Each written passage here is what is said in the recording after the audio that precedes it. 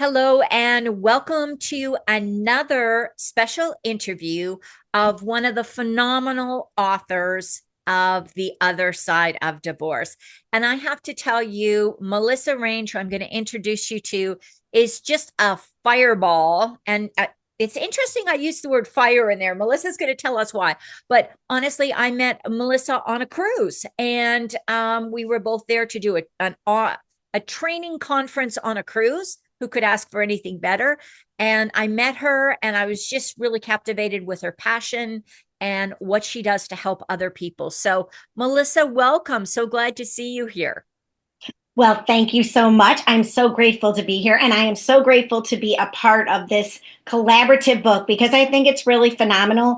And before doing this, I had mentored and coached a lot of people as well on this kind of journey. Like, what's going to happen, Melissa, if I go to get a divorce? Or what is it going to look like once I'm not married? Or how should I begin all of this? And so it really caused me to think deeply about my own journey. And I had never written it down. I had only shared via my mouth and told people about it. And so this was very important, I believe, for me to do. But it also, of course, is going to affect many others. And so Sure. that's exciting.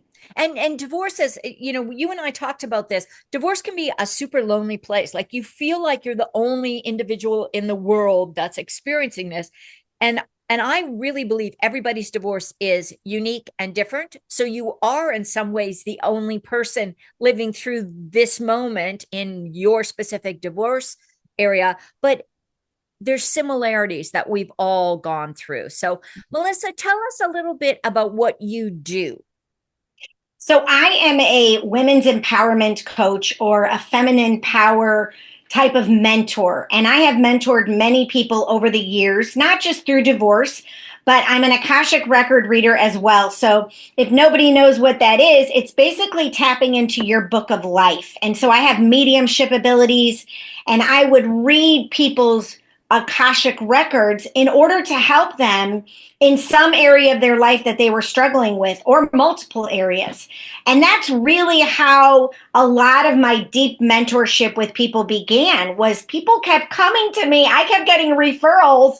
And so I started really getting into the mentorship much more deeply, where I would work with people for 6 months to a year at a time, because I truly believe, like, we don't go to the gym once or twice to get the benefit we want for our body. We go over and over and over.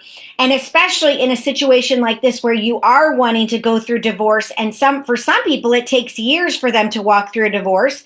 Other people like me, my divorce was done in 7 months or 8 months, and I wanted it that way because I wanted to get out, and I left with just a few things and I just wanted to be free of it.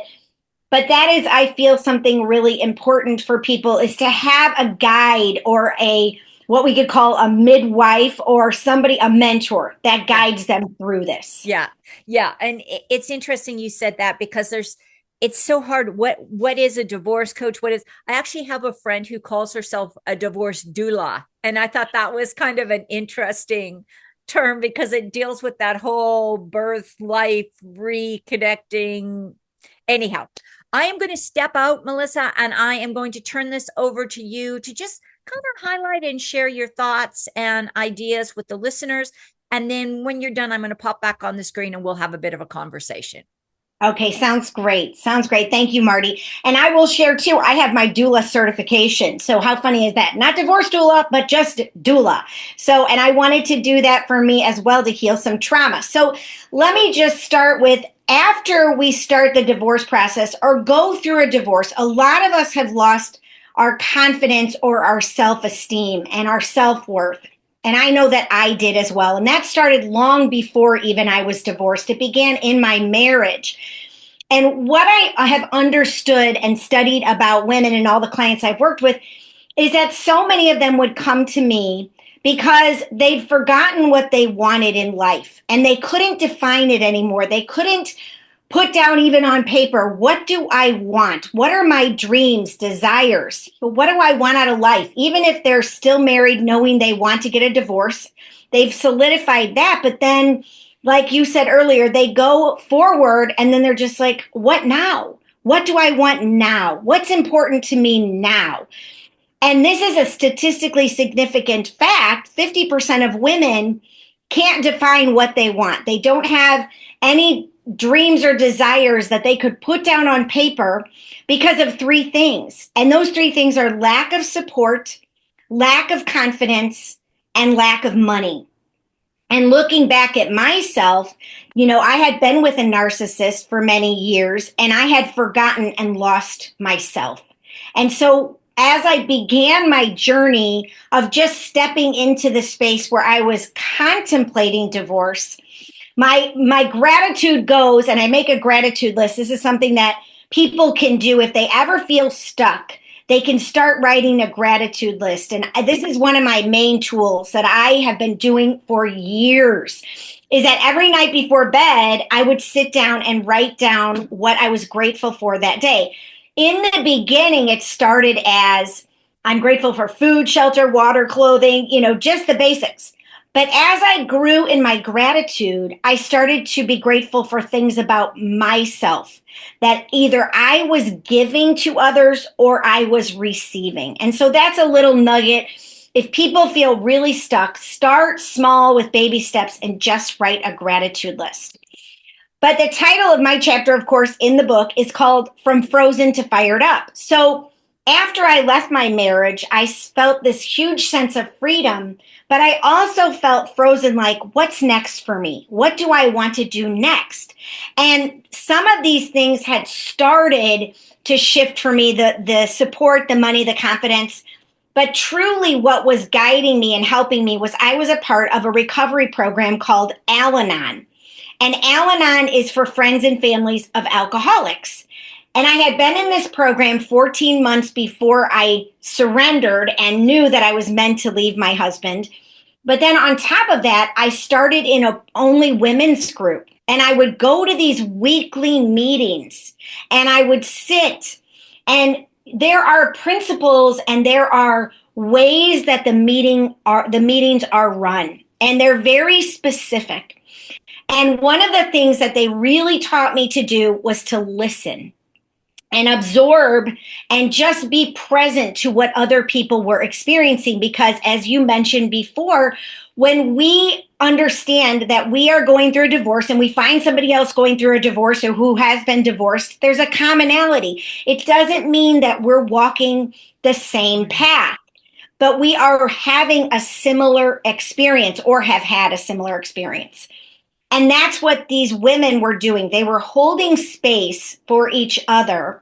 So here's that piece of lack of support. I found support and I found a sponsor, and she guided me through the 12 steps of recovery in Al-Anon. And I'm a high achiever. So I was working those steps really, really fast. I'm like, get me through those steps because I wanted the healing from my trauma so desperately. And I was a mom and I wanted to give not only that healing to myself, but I wanted to give it to my children. So one of the things that I talk about is we have to break down our ego a little bit, and we have to start listening to our heart. And this program was also teaching me where my ego was out of control, where my shadow was, where I needed to do some work. And I wanted that freedom. I wanted that freedom to feel again, because I became numb by being in that marriage. I just became numb to my feelings. So one of the things I like to share with my clients is women have forgotten their power. And a lot of times if we become enmeshed in a marriage or a relationship, we forget our power. We forget ourselves. We become codependent. We don't know where you begin and I begin. And we're constantly caretaking. And that's something women do in general. We just caretake everything. So we have to remember our worth and our power. Especially, like I said, if you've been in an intimate relationship with somebody who is constantly belittling you or criticizing you or tearing you down. And so in order to remember your worth and remember that you matter and remember that you have a purpose and that you are a human being, not a human doing, a human being, I suggest or I talk to my clients about three things. The first one is reclaim your power. And you can do this by making yourself a priority. One of the big things, and I know this as a mom even before I got divorced, I forgot how to take care of me first. I forgot all the basics of what I needed to do to put the oxygen mask on myself first and then caretake everybody else. And so I tell my clients all the time, get a self-care regimen going. Prioritize you. What makes you feel good? What will heal your trauma? What will help you feel good in your skin again? And these are things like exercise. These are things like getting a manicure and a pedicure. These are things like getting a massage, going for a walk by yourself without your technology devices. Like just go be in nature, meditate, go do yoga, go to the gym, and make sure always that you're eating healthy and drinking water and that you are taking care of your body, mind, and spirit first and foremost. And yesterday, I know I said this as well, choose you, because if you don't do this, you are not helping any other person in your life because you're so depleted, you can't give anything, or you're giving from a space where you don't really feel worthy. And so you're just putting that out there over and over. So that's my number one thing. Reclaim your power by making yourself a priority. The second thing is rebuilding your intuition. Most women do not realize how powerful our intuition is. It is a superpower of ours. And when we tap into this inner GPS and we start rebuilding that space within us that knows what to do. It knows the next step. It knows how to guide us.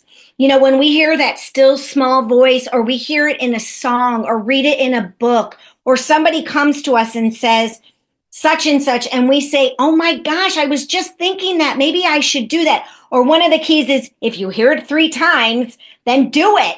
And so a lot of times we don't act on that intuition. We don't act on that knowingness. And it really is a roadmap. I do believe there is a plan and that we have a roadmap. And sometimes we're slow to take the yellow brick road or follow the breadcrumbs, but it is there. And the more you do it, the more easily it will unfold and be revealed to you. And you will build that faith and you will trust it and you will follow it. And so one of the stories I like to tell, and I know I've done many podcasts on this as well, is my firewalking story. And you mentioned my fire. People call me a firecracker. People call me a fire starter. The name of my program I did was called Find Your Fire, because we are frozen, a lot of us not knowing what to do. And so when I was back in like 7 years ago, or 8 years ago now, I woke up one morning and what I heard when I jumped out of bed was, it's time to go firewalking. And I had been hearing about firewalking through a subconscious mind coach that I worked with. And he would always talk about extreme fear events that he did with his clients.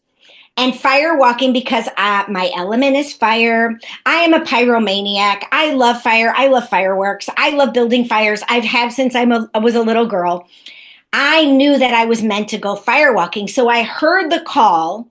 And then 3 weeks later, I literally was in my car driving to Texas to go firewalking. And I didn't even know what these 4 days would look like. And I didn't even know I would come out a certified firewalk instructor. I just thought, I'm going to go walk on fire and I'm listening to my intuition, to spirit, what I call, God, spirit. And I'm just going to do what I hear. When I heed the call, I do what I hear, and that's it. And by the way, my parents were saying to me, they took me to dinner and they said, why would you want to do this, Melissa? And I said, because you know me, Mom and Dad. You know when I get on a plane to go somewhere out of a whim, it's just, that's my nature. When I hear something, I want to do it. I know that it's part of either my healing or it's part of my growth. And I need to do it because it's going to anchor something in. And then I can go out and I can share that wisdom and experience with other people who need it. So going firewalking was life changing. And we didn't just firewalk, we did many extreme spiritual events that I would have never dreamed I could do, that I never dreamed. And I think that's another thing. When we rebuild this intuition, like I said before, it not only builds our faith in what's possible, but it also helps us to become more confident. And we need that confidence because, as I mentioned before, it's one of the reasons why we don't go after what we want. We're not confident. And man, oh man, this experience built my confidence to the utmost. I cannot even tell you. I think I levitated for 5 days. So that's something that I highly suggest that my clients do. And you can do this not by going just firewalking. If you want to go, then great. But you can meditate every day. You can go in nature and commune with Mama Gaia. You can connect to your womb space. In women, we have a womb space. You can connect to that. These are all ways to hone your intuition. And the last one that I always recommend for my clients is that restore some grace to your life. Give yourself some grace. And by giving yourself the grace, I mean, do the action that you need to do. Step into your fear, step into the fire, I like to say. Go after what you want. But if you feel like you messed up or it wasn't the right thing, or you're not sure that, it was the correct step, you're just moving forward. So give yourself some grace and say, it's okay.